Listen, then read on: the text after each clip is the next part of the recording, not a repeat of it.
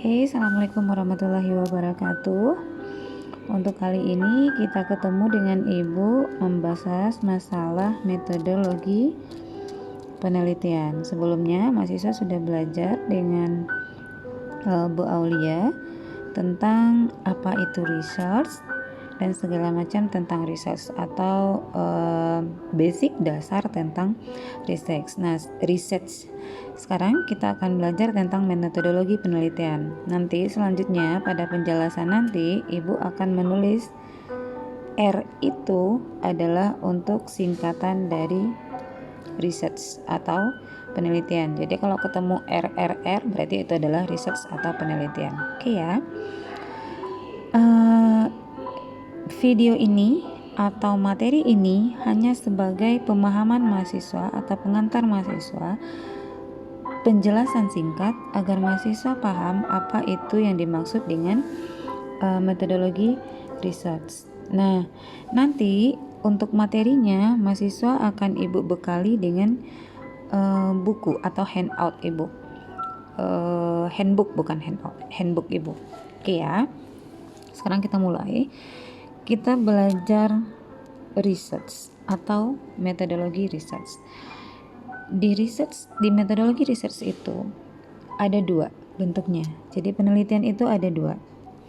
Ada kuantitatif yang Ibu singkat di sini dengan QN ya. Kuantitatif. Ada namanya kualitatif atau Ibu singkat di sini QL. Jadi perhatikan ya. Nanti di belakang kalau seandainya ada QN itu mahasiswa sudah paham bahwa itu adalah singkatan atau istilah Ibu sendiri untuk meningkat bahwa research kuantitatif, penelitian kuantitatif. Nah, sekarang kita fokus dulu ke penelitian kuantitatif.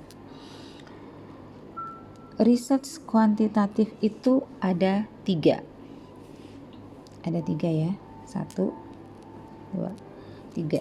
Ada 3 jenisnya. Ada namanya deskriptif.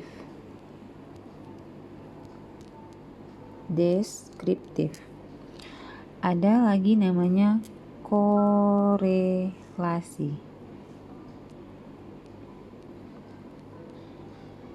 korelasi. Jadi ada penelitian kuantitatif, deskriptif, ada korelasi, ada kuasi eksperimen.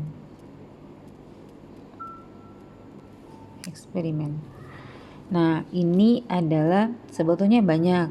Kalau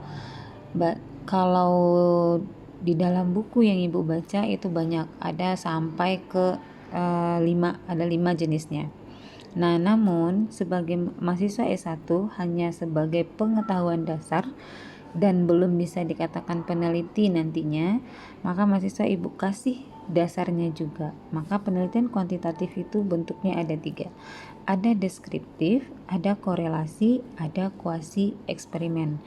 Ini tergantung nanti beda-beda. Kalau mahasiswa buka buku Sugiono misalnya, di Sugiono itu untuk deskriptif dan korelasi ini dia bukan termasuk jenisnya sendiri di Sugiono, tapi masuk ke dalam penelitian deskriptif. Nah, itu tergantung berbeda-beda. Nah, untuk Ibu pakai buku si Saunders Elsevier. Ibu ngambil buku yang dari Elsevier yang dari luar. Maka pembagian research penelitian kuantitatif itu ada 3. Ada deskriptif, ada korelasi, ada kuasi eksperimen. Sekarang kita fokus ke deskriptif. Penelitian deskriptif. Ibu singkat des aja. Penelitian deskriptif itu maksudnya adalah deskriptif, hanya menggambarkan, menggambarkan. Jadi penelitian yang hanya menggambarkan kejadian atau pengamatan lapangan. Tujuannya adalah meneliti sesuatu yang sudah biasa terjadi, happen it usual, naturally happen gitu. Nah, itu dia untuk penelitian deskriptif. Biasanya itu digunakan untuk mengembangkan teori atau mengidentifikasi masalah yang ada di lapangan. Jadi ini hanya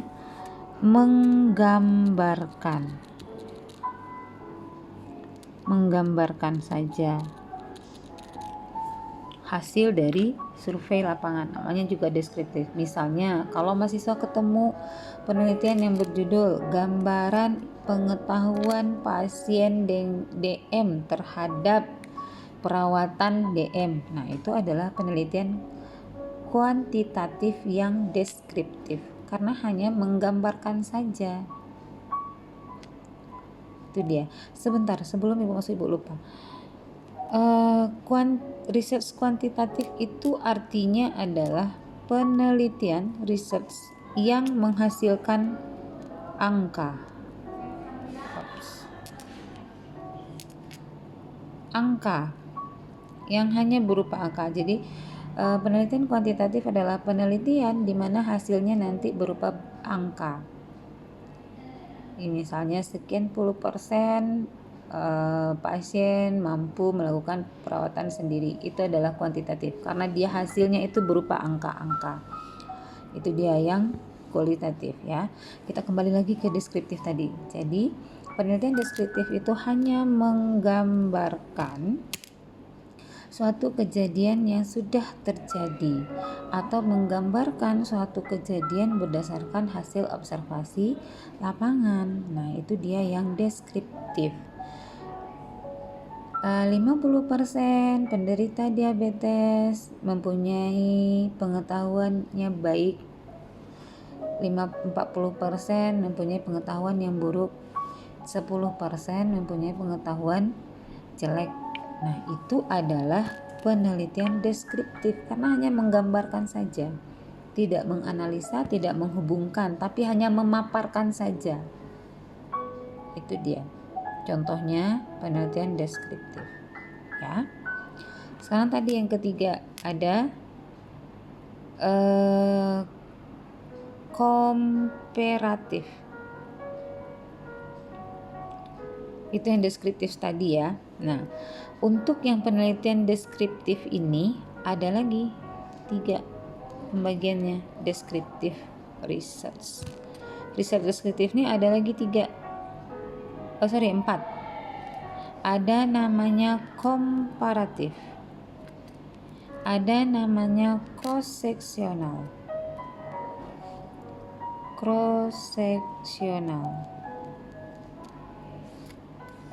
Terus lanjut ke sini, ada namanya case study.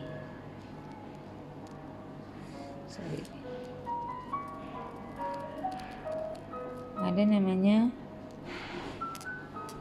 case study. Yang terakhir, yang keempat, itu ada namanya survei. Penelitian survei. Oke. Jadi penelitian, ibu urut lagi, penelitian itu ada kuanti, ada kuali. Kuanti berarti berupa angka. Kalau kuali berarti berupa pengalaman atau narasi. Nah, penelitian kuantitatif itu ada jenisnya. Ada deskriptif, ada korelasi, ada kuasi eksperimen. Yang deskriptif ada lagi terdiri dari 4. Ada komparatif, ada cross-sectional, ada case study, ada survei. Nah, sekarang kita masuk ke penelitian deskriptif yang komparatif. Compare. Kalau dalam bahasa Indonesia, compare itu apa artinya? Kalau bahasa Indonesia, compare itu jadinya apa? Perbandingan kan ya?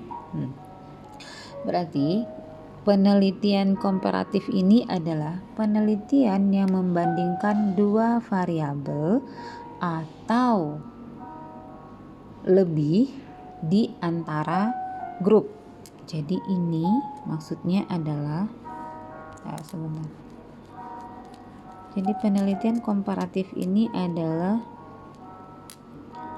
membandingkan. Penelitian komparatif ini membandingkan, maksudnya nih, membandingkan, titik 2 itu bagi kan, atau membandingkan antara dua variabel,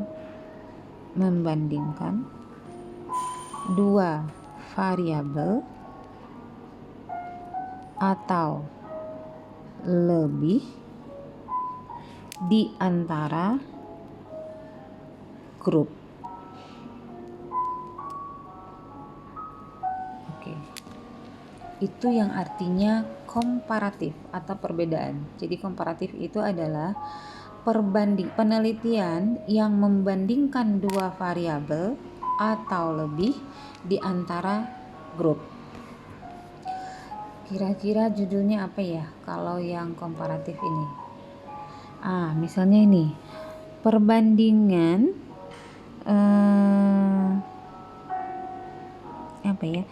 perbandingan hasil studi mahasiswa lokal A dengan mahasiswa lokal B.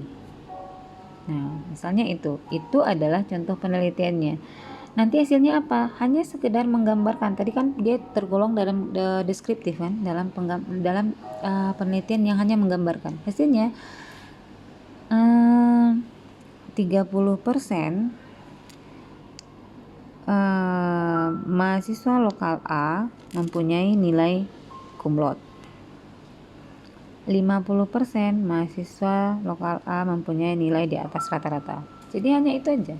Kemudian bandingkan dengan lokal B.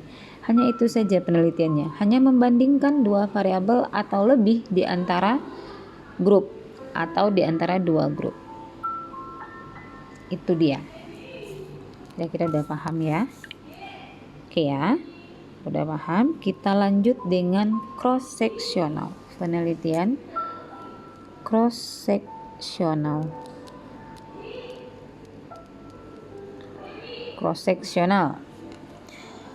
sectional itu adalah penelitian yang meneliti atau mengukur subjek dalam tahap perkembangan secara simultan. Tujuannya adalah untuk menggambarkan perubahan. Oke, kita tulis ya. Penelitian cross-sectional itu adalah meneliti atau penelitian yang meneliti atau sebentar. Ulang lagi deh.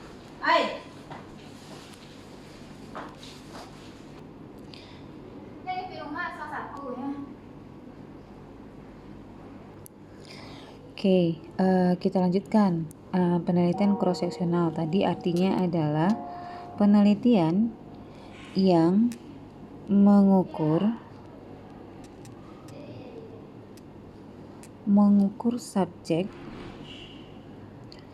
dalam tahap perkembangannya